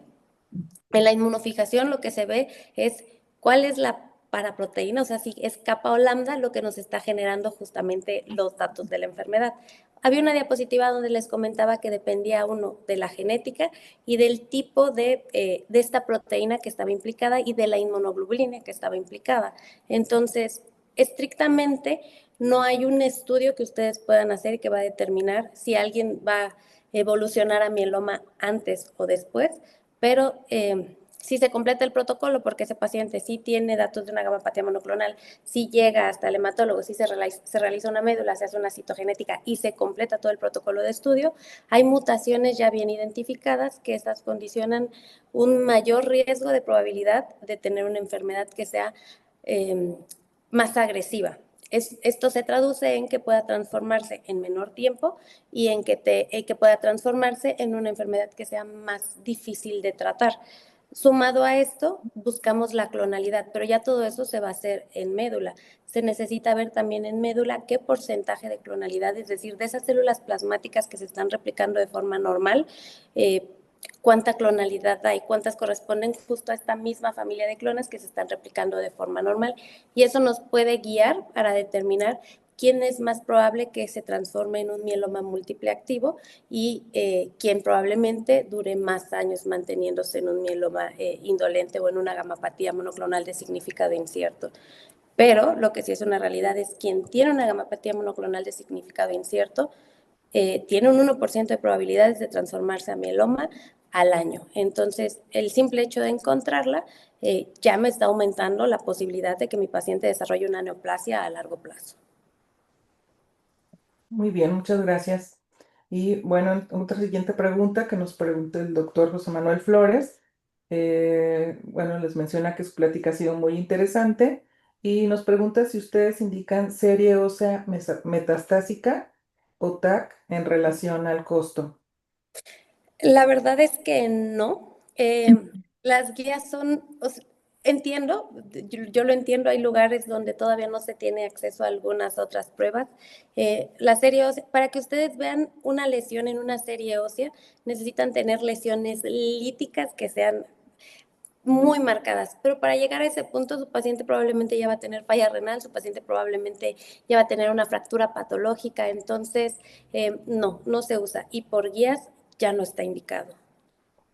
Lo que se utiliza definitivamente es la TAC y está incluido de hecho en los criterios SLIM, que son los biomarcadores de malignidad para smoldering, y ahí sí nos indica la TAC y las lesiones que podemos observar. Muy bien, muchas gracias. La doctora Clotilde Ramírez nos pregunta, si, o más bien, nos pide si pudieran explicar qué es el Free Light de Insight como método. Sí, por supuesto. Bueno, esto es una prueba sí, inmunológica, llamémosla así. Es una prueba que se ha hecho con pruebas de orina de pacientes, de múltiples pacientes. Es una prueba policlonal que se hace en un sistema que se llama Rolling Pool. Este Rolling Pool lo que nos permite es tener una mayor cantidad de muestras de pacientes enfermos que podemos incluir al momento de hacer anticuerpos anti estas malignidades, anti estas sí, pruebas que están, o anti estos pacientes que están fallando. Eso se hace en pruebas de oveja, perdón, en antisuero de oveja. Se inmunizan las ovejas, de ahí se obtienen los anticuerpos y esto es lo que estamos ofreciendo a los pacientes. La parte más importante de este estudio, bueno, además de que es policlonal, que aquí quiero hacer un disclosure muy importante, distinguir entre monoclonal y policlonal cuando hablamos de un estudio de laboratorio per se, un Western blot o algo así. Aquí hablamos de policlonal porque nos estamos refiriendo a la capacidad que tiene de detectar muchas más muestras con respecto a otras. Y el epítopo de reconocimiento que tenemos en la prueba de Freelight se va a encontrar en la región de unión de la cadena pesada y la cadena ligera. De tal suerte que yo solamente voy a detectar la cadena ligera cuando ésta se encuentra en su forma libre, ¿de acuerdo? Entonces, ¿qué va a pasar? Voy a tener una región, una de la región variable, una zona de la región constante, y esto va a ser detectable cuando yo hago con el suero del paciente, se va a hacer una precipitación y eso es lo que me va a decir qué cantidad de cadenas ligeras tiene el paciente. ¿De acuerdo? Entonces, no sé si más o menos queda un poquito claro. Es una prueba que está ampliamente disponible en México. Está ampliamente disponible también en laboratorios del sector público. Puedo hablar de nutrición, cancerología, lo tenemos en el Hospital General. Hay muchos lugares donde se pueden mandar a hacer. Y también, como decía la doctora Nis, también lo tenemos en hospitales, perdón, en laboratorios públicos a un costo bastante accesible. Yo reiteraba durante la plática que es muy importante que sean cadenas ligeras libres, porque muchas veces nos dan cadenas totales y como les mencionaba, esto es de nula relevancia clínica cuando estamos haciendo el monitoreo de una gamma-apatía monoclonal, cualquiera que ésta sea. ¿De acuerdo? No sé si respondí la pregunta o tiene ahí por ahí algo más que quiera que agregue. Bueno, esperamos ahorita que la doctora Ramírez nos escriba si ya con eso que le quedó más claro. Y Por bueno, también nos supuesto. preguntan, mientras tanto, ¿cuál sería el factor más específico para definir progresión de un smolder a mieloma múltiple? Ah, para poder definir la progresión son varios puntos. Uno es la clonalidad celular que hay en la médula ósea, ese es un factor determinante, la presencia del pico monoclonal y me dices de un smoldering a un activo, ¿verdad? Ujú. Y la presencia de síntomas definitorios de mieloma. Esos serían como los 3 puntos que podemos tomar de forma más rápida para determinar si mi paciente está progresando o no a un mieloma múltiple activo. Aunque es importante recalcar que ahorita ya el mieloma múltiple smoldering se trata. Incluso cuando no tenía criterios hace 10, 15 años, no se trataba, se dejaba en vigilancia. Actualmente ya tener un smoldering ya no se considera como una antesala a desarrollar enfermedad activa. O sea, actualmente ya se da terapia, generalmente terapia doble, y ya se trata como si fuera una neoplasia. Entonces, si lo encuentran, no tienen que esperar, sí se tiene que empezar a tratar. Bien, ok. Un marcador súper específico también de estos son las cadenas ligeras, donde entendemos que si la cadena ligera involucrada, o sea, la cadena maligna, tiene una diferencia con la cadena no involucrada mayor a 100, es un criterio definitorio para comenzar el tratamiento del paciente, aunque como dice la doctora, ya smoldering es suficiente para comenzar el tratamiento antes de la presencia de un criterio CRA.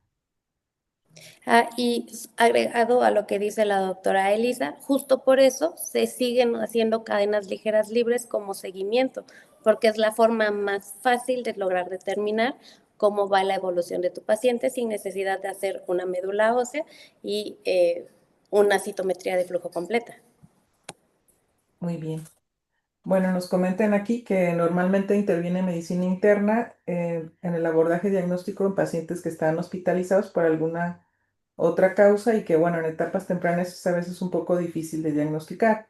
Bueno, nos dicen que si no hay las manifestaciones definitorias clínicas, ¿cuál sería el hallazgo paraclínico más importante? Creo que lo hemos comentado en las respuestas de las otras preguntas. Lo comentó la doctora Eli. Y bueno, la siguen felicitando por la excelente sesión. A mí me gustaría comentar nada más, quizá con Claro que esta sí. pregunta, algo que es importante, que son los marcadores bioquímicos. Sí es importante cuando yo tengo un paciente donde tengo una hipercalcemia, ya decía la doctora Nis, que no necesariamente tengo que tener una anemia bastante severa, sino que por debajo de 12 ya merece una investigación.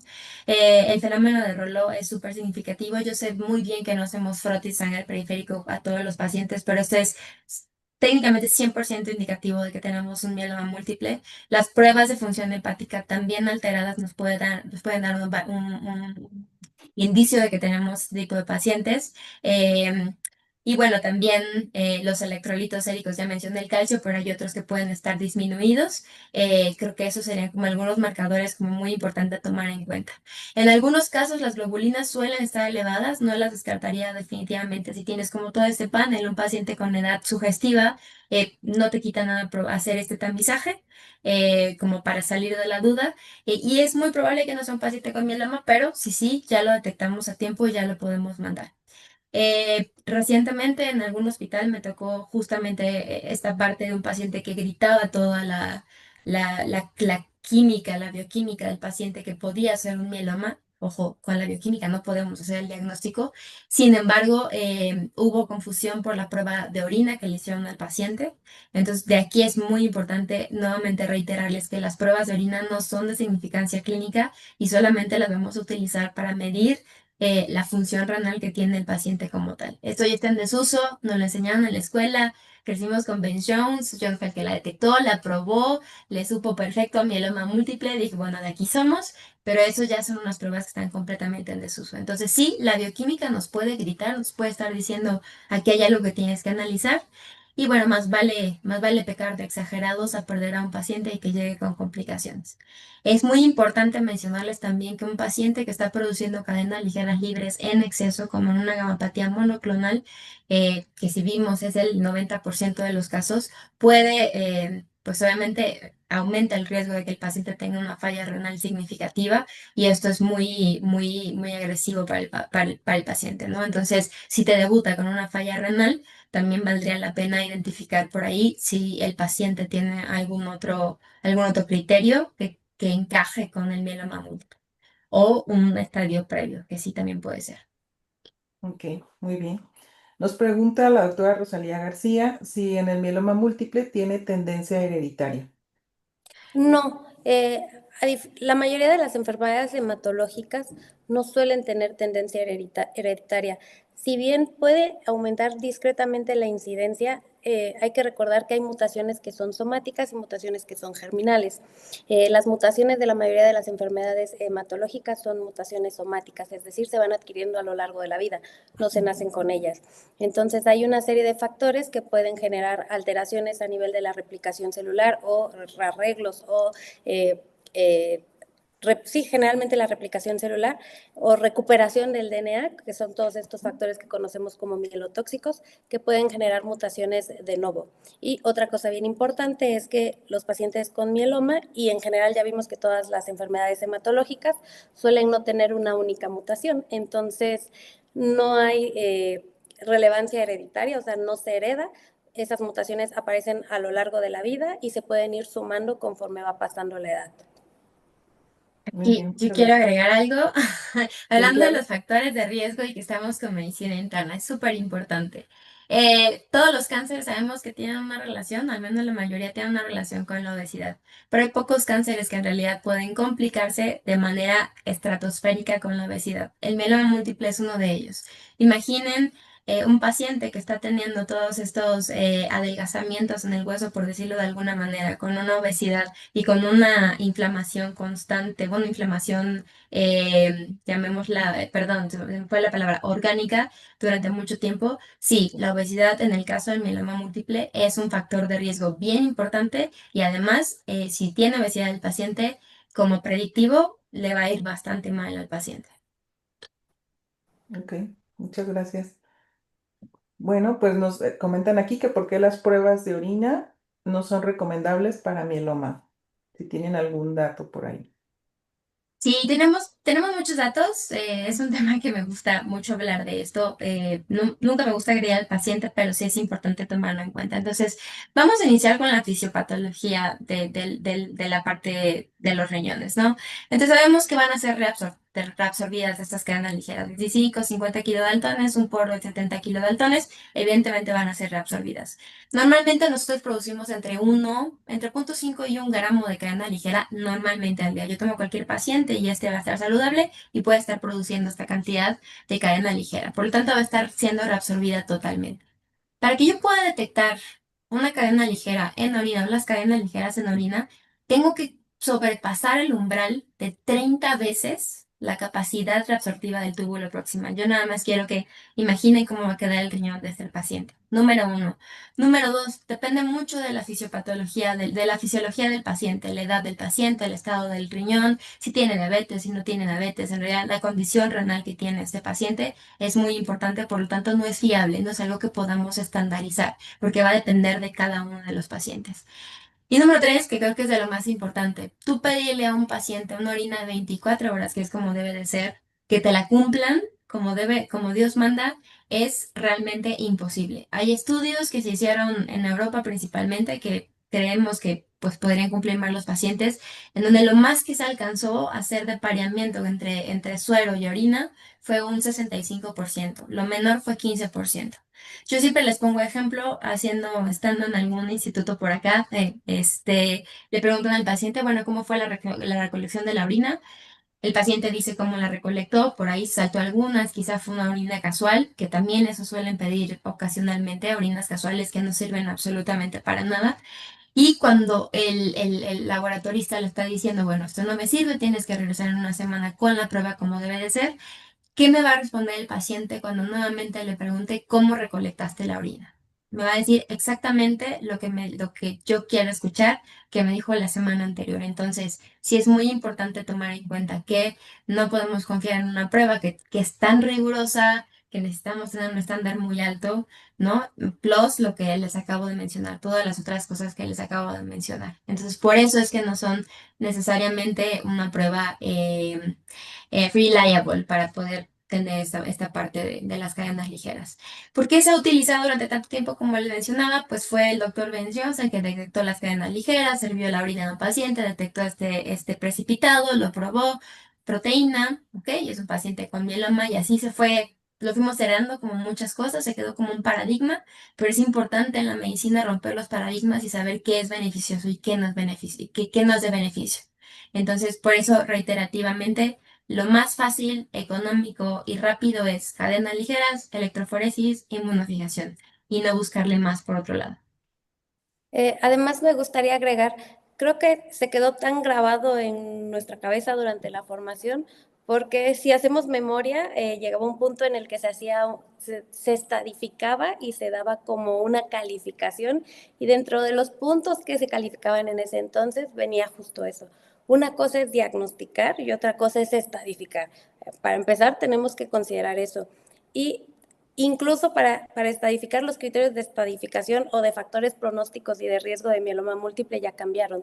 Durante años consideramos la presencia de la beta 2, si había proteínas o no en orina y estas cosas, y actualmente todo se hace por citogenética. Si tienes mutaciones de mal pronóstico, te va a ir peor que si no tienes estas mutaciones de mal pronóstico. Entonces, ya no tiene, traducido también a la clínica, ya no tiene mucha relevancia en la forma de que voy a tratar a mi paciente. Muy bien, muchas gracias. Bueno, nos preguntan, dicen, felicidades por su excelente plática. ¿Cuáles serían los criterios mínimos clínicos y bioquímicos para solicitar cadenas ligeras y electroforesis de proteínas en suero? Bueno, mencionaron la anemia menor a 12 y la pregunta sería si hay algún otro además de la anemia. Mínimos para solicitarla no Mínimo. necesitan tener anemia. Con que ustedes tengan la sospecha clínica, lo pueden solicitar. O sea, no necesita, no hay un rango, porque era lo que les comentaba. Para que alguien tenga anemia, ya tiene que haber una cantidad de interleucinas lo suficientemente elevadas para que eso genere un bloqueo en la eritropoyesis de entrada. Para que alguien tenga anemia, ya tiene que haber una cantidad suficiente de células plasmáticas ocupando justo el estroma medular y que eso ocupe el lugar de los eritroblastos que eventualmente se van a volver eritrocitos maduros. Entonces, esperar hasta que mi paciente tenga anemia es esperar demasiado, porque probablemente ya haya una cantidad de clonas que me están impidiendo una eritropoyesis eficaz. Si lo pido desde antes, desde que yo tengo sospechas, no necesito una justificación, si lo quieren decir así, para pedirlo. O sea, si hay sospecha clínica por edad, por síntomas, porque tiene el paciente todos estos síntomas que son súper inespecíficos y han pasado por 20 doctores y no encuentran la razón y tienen la sospecha clínica que puede ser una gamapatía, se pueden solicitar sin necesidad de justificarse con otro rango de laboratorio. Justo por eso son las primeras pruebas que se realizan, son parte del tamizaje. Ok, muchas gracias. Bueno, la siguiente pregunta, ya casi estamos en la recta final de esta sesión de preguntas y respuestas, nos pregunta cuál sería el porcentaje de mortalidad una vez tratado el paciente con bortezomib o lenalidomida de forma temprana. Ok, bueno, Ya. es un punto súper interesante.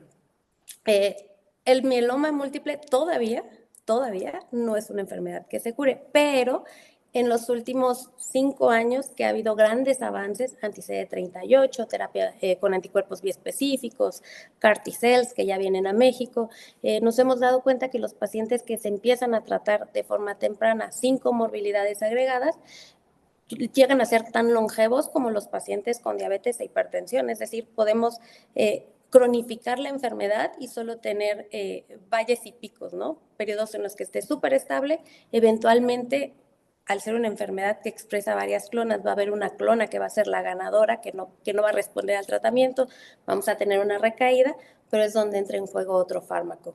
La verdad es que el bortezomib es una muy buena opción, en la mayoría de los hospitales es a lo primero que se tiene acceso, pero hay que tomar en cuenta que actualmente las guías internacionales recomiendan que los pacientes con reciente diagnóstico de mieloma múltiple no se traten con esquemas que sean de 2 fármacos ni de 3. Ya estamos en la era donde el tratamiento es con terapia cuádruple.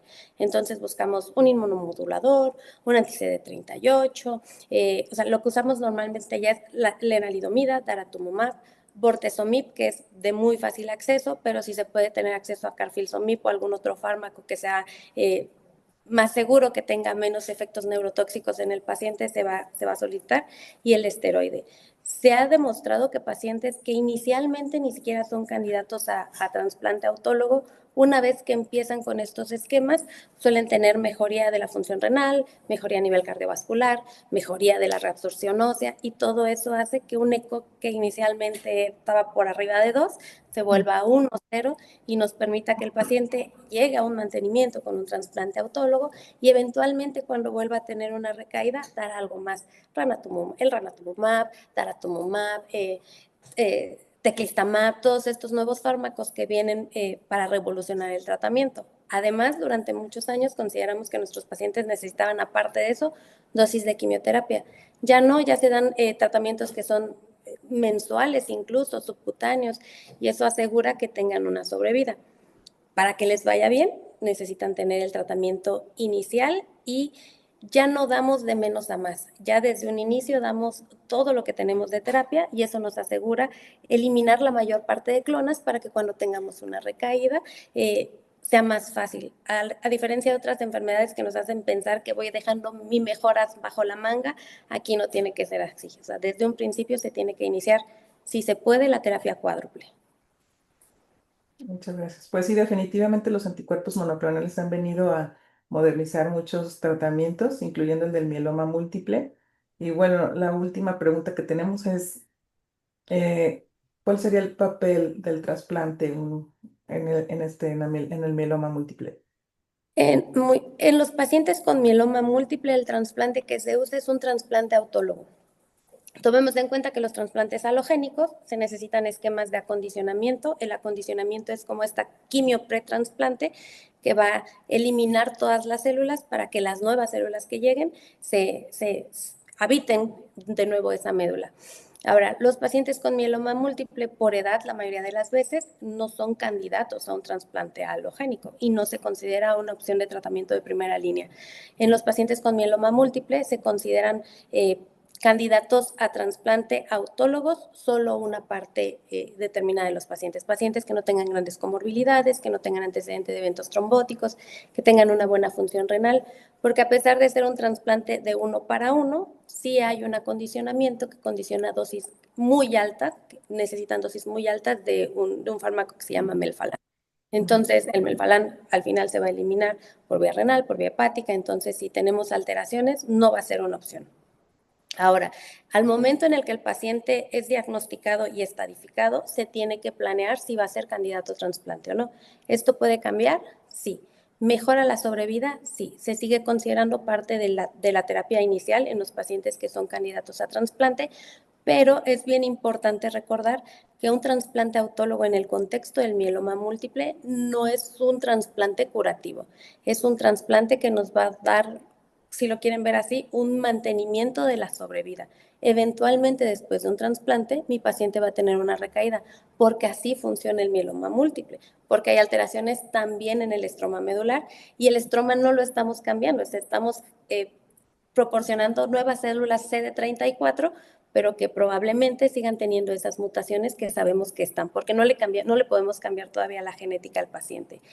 Y nos da como tiempo, nos da como esta pauta para después del trasplante tener un mantenimiento solamente con 2 fármacos. Eso nos disminuye costos, nos disminuye complicaciones, nos disminuye requerimientos transfusionales, probables infecciones y demás, para que eventualmente cuando mi paciente recaiga, yo ya vuelva a tener una clona que no haya estado expuesta a tantos fármacos y le pueda dar otras opciones terapéuticas. No lo va a curar, pero es parte del tratamiento para mantener una respuesta sostenida.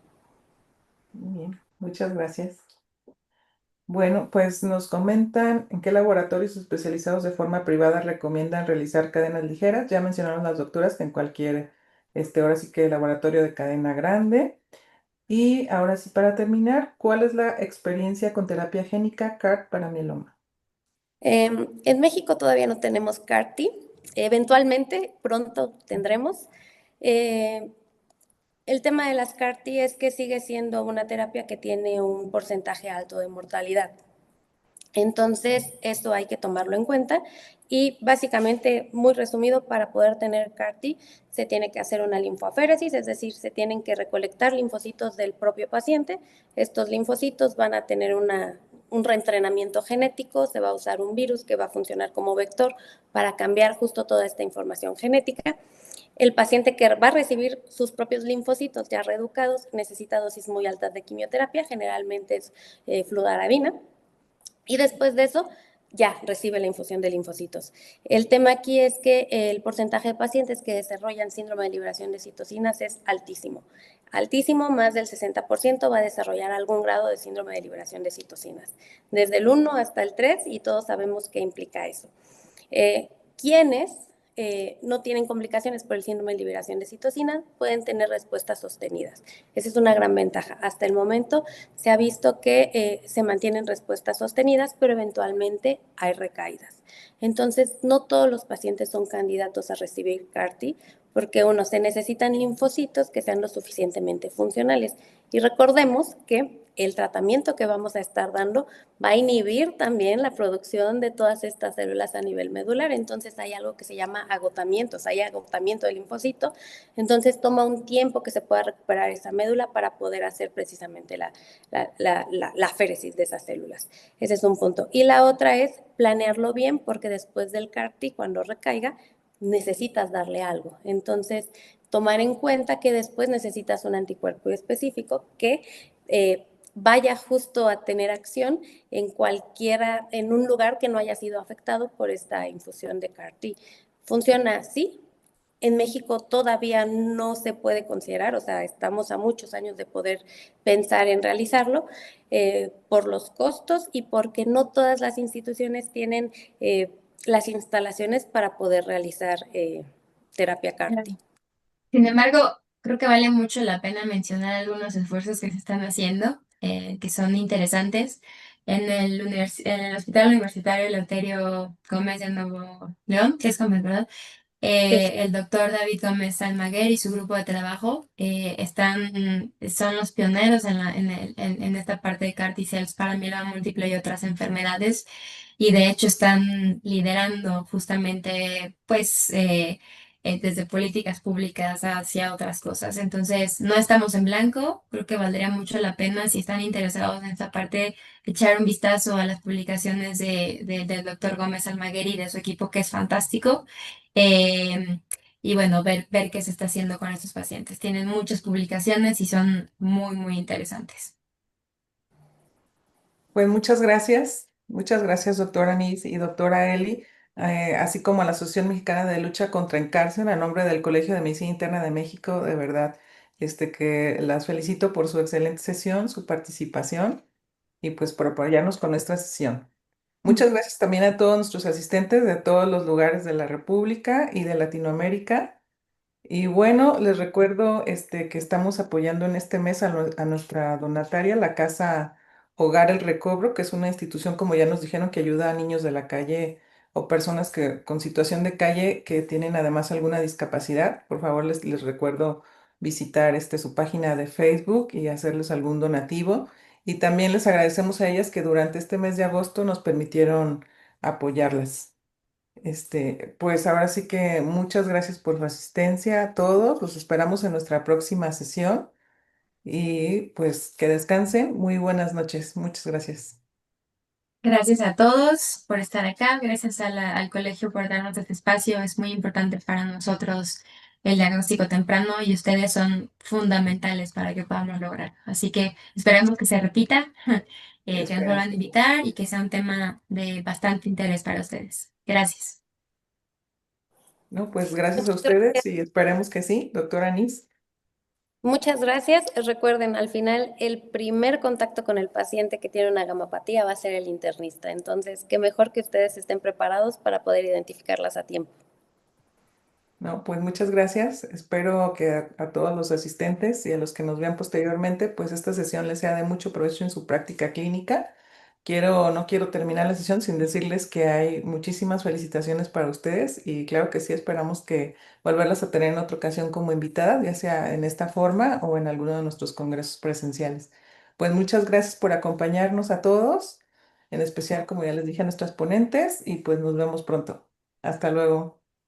Hasta luego. Buenas noches. Hasta luego. Buenas Buenas noches. noches.